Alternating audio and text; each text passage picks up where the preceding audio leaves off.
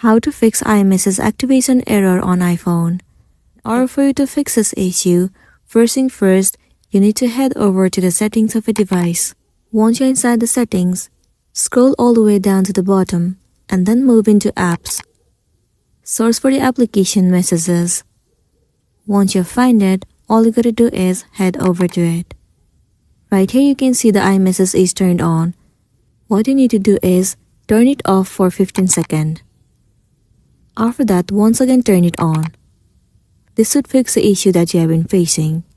If not, go back to your previous page of settings and move into General. Inside General, scroll down and over here you will see the option of date and time. You need to click on it. Make sure that the date and time is set to set automatically.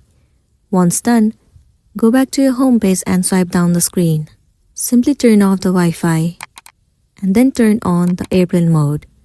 After that, turn back on after 15 seconds. This should also fix the issue you have been facing. If not, once again head over to Settings and move into Cellular Data. Scroll all the way down to the bottom and you have to make sure that the message option is turned on in Cellular Data as well. After that, you'll be good to go. So that's the end of the video. If this video helped you, give it a like and check out our next tutorial. Thank you.